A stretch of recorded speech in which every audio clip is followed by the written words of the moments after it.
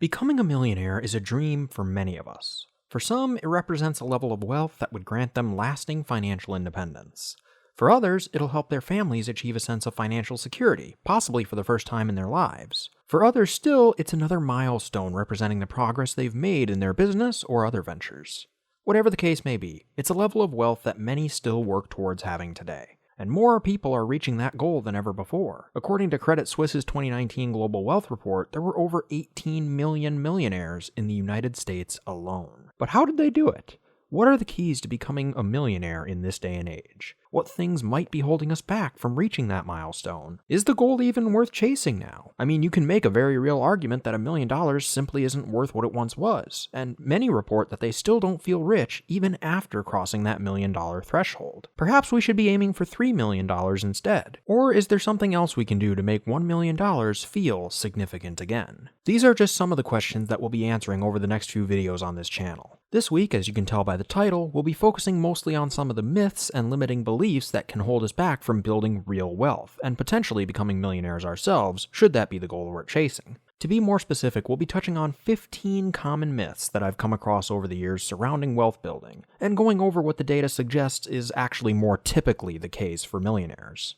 But before we get going, be sure to like this video if you haven't already, as it really does help out the channel a lot, and subscribe with notifications on for more money-related videos like this one every single week. And if you want to further support this channel, you can check out some of the links I've left in the description below, which includes a link to my Patreon page. This is the best way to show your support for this channel, and in addition to that, you can also get early access to new videos and exclusive content such as spreadsheets based off the ideas we discuss in these videos. The spreadsheets will allow you to play with your own numbers and see how big of a difference some of the ideas we discuss can make for your own personal financial situation.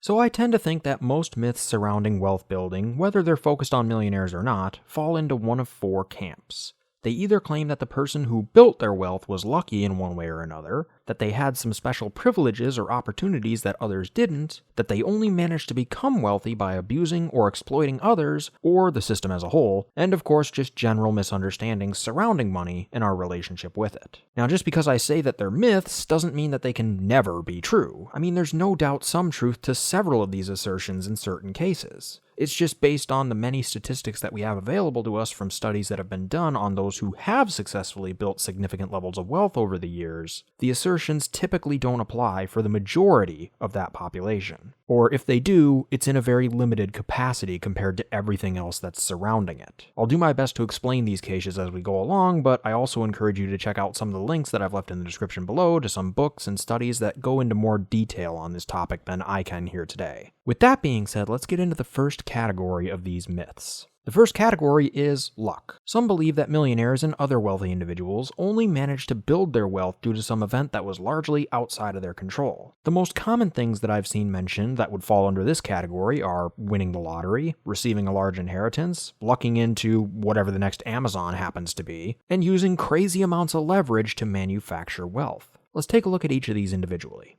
Winning the lottery is obviously going to be how a very, very small portion of the millionaire population acquired the majority of their wealth. It does happen. But it is so infinitesimally small that nobody in their right mind would choose it as their plan A for acquiring wealth. Not just because, again, the odds of winning are so astronomically long, but also because even if you do win, there's no guarantee that you'll know how to manage the money you suddenly then have without either losing it or causing severe damage to other areas of your life. There are countless stories of lottery winners experiencing just that. Inheritance is another relatively uncommon but still present way that millionaires acquire the majority of their wealth. I say uncommon because according to Thomas Stanley, author of The Millionaire Next Door, Chris Hogan, author of Everyday Millionaires, and the investing firm Fidelity, among other surveys, most millionaires today are considered to be first-generation rich. The numbers do vary a little depending on the time of the study and the sample, but most have found that roughly between 75 and 85% of millionaires are considered to be first-generation rich.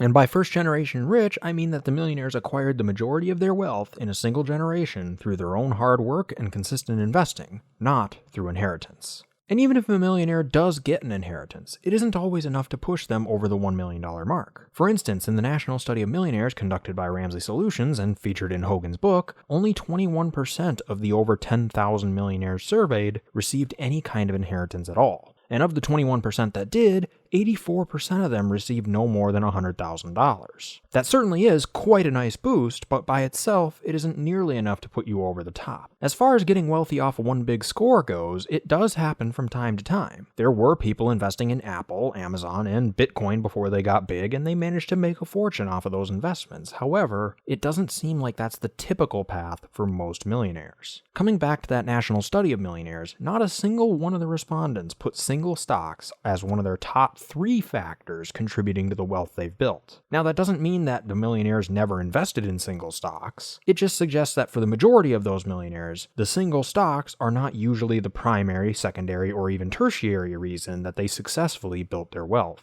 For instance, Fidelity's 2019 Millionaire Outlook survey found that just 72% of respondents held at least some domestic individual stocks. But it was just one of 5 or 6 investing products that the typical millionaire held. Other common ones included stock and bond index funds, of course, as well as mutual funds, international funds, CDs, and real estate. And finally, there's the idea that millionaires use a crazy amount of leverage to build their wealth. Now, on the one hand, I can see how people would arrive at that conclusion. After all, when things go right, leverage can help you get to your first million quicker. But based on the data I'm seeing anyway, I don't think that it, in and of itself, is very telling for how likely you are to wind up a millionaire. Again, the exact numbers do vary a little from study to study, but it seems that most millionaires take many years to accumulate that kind of wealth, and they often carry little, if any, debt relative to those incomes and those net worths. According to Thomas Corley's Rich Habits study, only 1% of millionaires hit that milestone before the age of 40, 3% made it between 40 and 45, 16% between 46 and 50, 28% between 51 and 55, 31% between 56 and 60, and the rest of the 21% made it after turning 60 years old. So in other words, the vast majority of millionaires, roughly 8 in 10 according to Corley's study, hit that $1 million mark after turning 50. Similar findings are seen in other studies. Hogan and Ramsey Solutions found that the average millionaire hit that mark after 28 years on average, which would place most wealth builders somewhere in their early 50s. On the debt side of things, we also get some interesting insights. According to the studies conducted by Thomas Stanley for The Millionaire Next Door and Stop Acting Rich, roughly 1 in 3 millionaires paid for college in full. Only 1 in 9 had a negative net worth upon graduation, and the average millionaire's mortgage balance is less than 1/3 of that home's value, meaning they either have a lot of equity built up due to working to pay off the home early, staying in place for a long time, or just not overspending on the house in the first place, or some combination of those things. According to Fidelity's 2019 Millionaire Outlook survey, over half of millionaires, 57% to be exact, carried no debt of any kind. The most common debt for those that did have some was mortgage debt, which was held by 24% of the millionaires surveyed. Just 16% had any credit card debt, and a mere 13% had a car loan. What's more, millionaires' fixed expenses, including those loan payments, only took up about 26% of their income. So all things considered, it's a pretty small bite of the pie. Hogan's findings echo these insights, finding that 90% of millionaires in the survey never had taken out a business loan. 63% had never taken out a home equity loan or line of credit. 73% had never carried a credit card balance. And 80% had never even borrowed money from a friend. And this is not even to mention how much of a setback it can be if things don't go your way when you're using crazy amounts of leverage to build wealth. Bankruptcy can easily set someone back several years.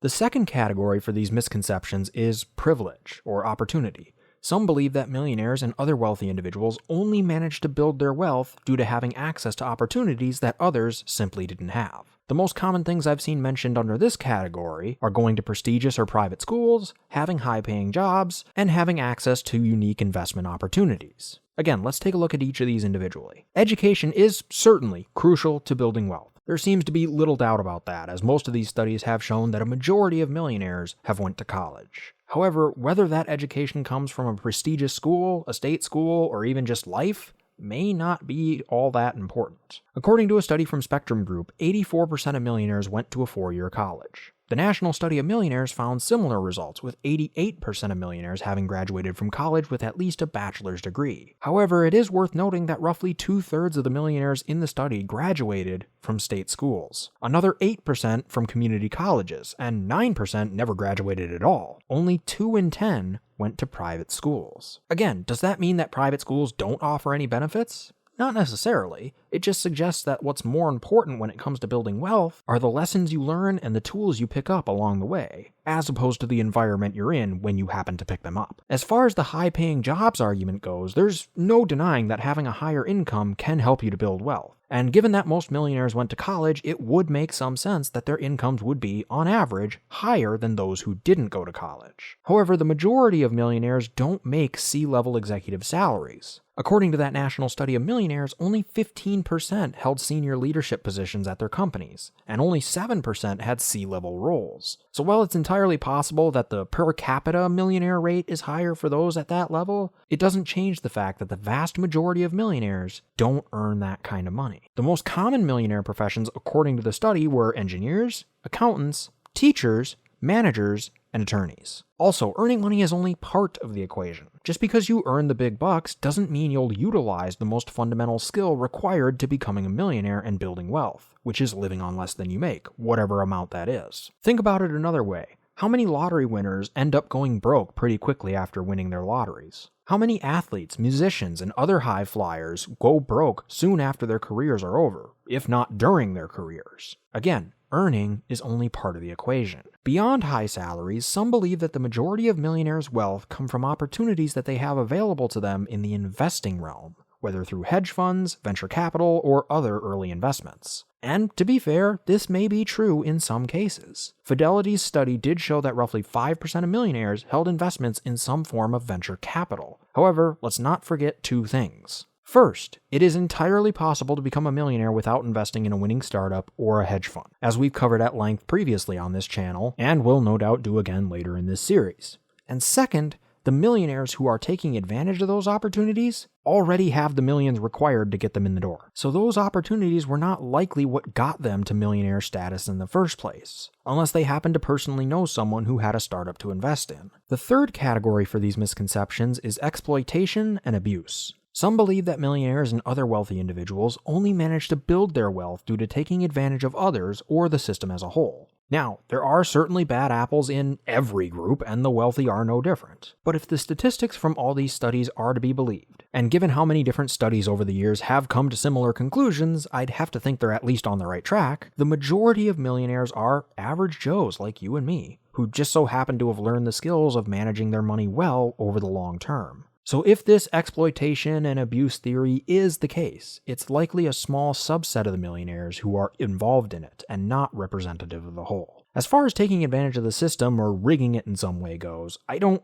really know what to say about this one. We all operate under the same laws, so even if they are rigged to benefit those who manage to grow their wealth, wouldn't it just mean that those of us who do the things needed to grow our wealth will have an easier time doing it? Are 401ks, IRAs, HSAs, and capital gains tax treatments really only there to benefit the currently wealthy? I don't think so. I think they're there to benefit everyone who chooses to participate in them. What's more, I think they all have value outside of that. I mean, obviously HSAs help us to save for various medical costs down the road, but even capital gains treatment has other benefits beyond just the obvious financial ones for the investor. Companies often go public to raise more capital to fund their growth and operations, research new technologies, or get new products off the ground. All of those things can have benefits for us down the road. So by encouraging people to invest in those ventures with favorable capital gains rates, we make it easier for others to experiment, make new discoveries, improve technology, raise productivity, and eventually create higher living standards for us all, as that's what those advancements usually lead to. The fourth category for these misconceptions is just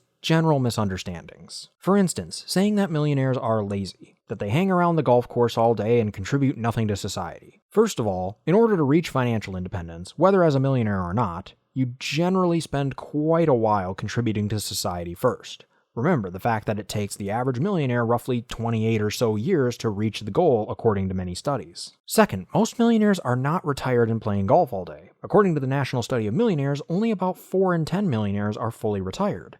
The Fidelity 2019 Millionaire Outlook survey found that roughly 6 in 10 were fully retired. However, it is worth pointing out that their study classified millionaires as those with a net worth of at least $1 million in liquid and usable assets. In other words, it excluded things like equity in the home and retirement assets. This led to an older crop of millionaires, with the average age being around 67. So a higher retirement rate is to be expected in that kind of a study. What's more, according to that same Fidelity study, roughly 3 in 4 millionaires volunteer somewhere every month, and nearly half have increased their charitable contributions over the previous 5 years, both of which could be considered valuable to society. And fourth, what's wrong with having a hobby?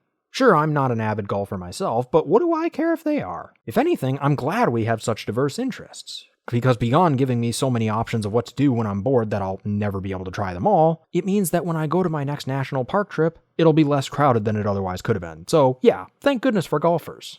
I kid, of course, but you get the idea. It would seem that most of those who have successfully built large amounts of wealth aren't just sitting around on the couch all day.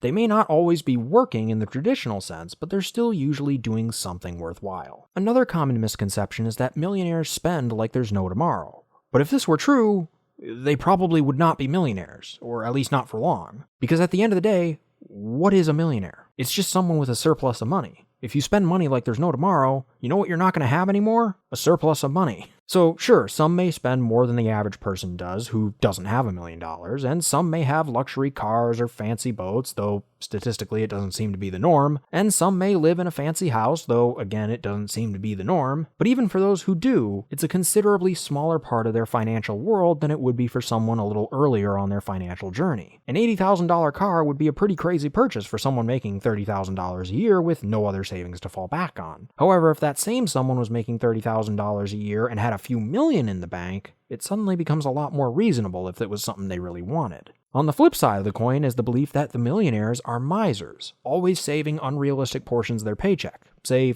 70% or more. And like many of the ideas we've covered today, it probably is true for a small subset of millionaires. But let's not also forget that some people simply choose to live a less materialistic lifestyle than the typical American. And assuming that they have a decent paying job, which many millionaires do having gone to college, that can quickly lead to savings rates that are well above the average. But based on the data that I see, I still lean towards this not being the norm for most millionaires. Given that it takes the typical millionaire roughly 30 years to reach their goal, it seems to me that a slow, steady, and consistent level of savings is more likely the norm. For instance, let's say John and Jane earned $60,000 a year, which is about what the median household income in the United States is according to the Bureau of Labor Statistics. We'll say that they followed the standard advice and saved 15% of their money into their employer's 401k, with a fairly typical 3% match. Assuming they earned an average return of 7% per year after inflation, they would become millionaires in about 30 years. So while being a super saver, for lack of a better term, can certainly help you build financial wealth, and quickly, we can't underestimate the value of consistency over a long period of time either. The last 3 ideas that I want to cover today are all fairly interrelated, so I'll tackle them together. The first is that millionaires feel rich, which I won't go too deep into this one today because I have a whole video coming up on it later, but for now, suffice it to say, that isn't the case for a variety of reasons for most millionaires. Again, I'll tackle that and talk about some things we can do about it in the future video, but for now, I'll leave it at that. The second is that money buys happiness, and the third is that millionaires never think or worry about their finances. So, does money buy happiness? It would seem that the answer is sort of, but only to a point. Money's a tool. It's a resource to enable us to do the other things that actually bring happiness. Sure, if you're in poverty and can't put food on the table, having an increase in your income will work wonders for your happiness. But the impact does start to level off pretty quickly as income increases. In fact, it could be argued that putting too much focus on the financial can actually lower life satisfaction if it's coming at the expense of other things that we, as people, need to live truly happy and fulfilling lives, such as strong social connections and a feeling of purpose. According to Fidelity's Millionaire Outlook survey, stressed millionaires are 3 times more likely to feel behind on their financial goals than non-stressed millionaires. They're also more likely to claim that they won't retire because they can't afford to. Keep in mind, they are millionaires. Whereas non-stressed millionaires are more likely to say that they won't retire because they enjoy what they're doing for a living and want to enhance other people's lives. There's obviously a ton of psychological stuff that goes into the differing outlooks between those 2 groups of millionaires, but it's well beyond the scope of this video. What we can clearly tell is that simply having millions of dollars in the bank by itself does not guarantee happiness. By the same token, we can also see that simply by having millions of dollars in the bank, we don't suddenly stop thinking or even worrying about finances. Because when you get right down to it, no matter how much money you have, you will never fully outgrow your need to think about it, at least on occasion. Even if your monthly budget was 7 or 8 figures, there's still going to be a cap on what you can do. and therefore some potential for worry during difficult economic times, or when big purchases are looming on your personal financial horizon. This can be mitigated to a degree with some sound financial defensive habits, such as keeping a low burn rate and having a budget in place and so on, but the fact remains that we will all still have to think about our finances from time to time, regardless of our level of wealth. But this video is getting quite long, so we'll wrap it up here. What did you think about it? Are there any ideas that you think I have missed? I know some of you have already reached the millionaire mark. What are your thoughts? Let me know in the comments section below. But that'll do it for me today. Once again, if you enjoyed this video, be sure to smash that like button if you haven't already, subscribe, and hit that bell next to my name so you'll be notified of all my future uploads. I generally upload every single Monday, and if you have a friend that would be interested in this kind of content, be sure to share it with them. Let's really get this information out there and start our own financial revolution.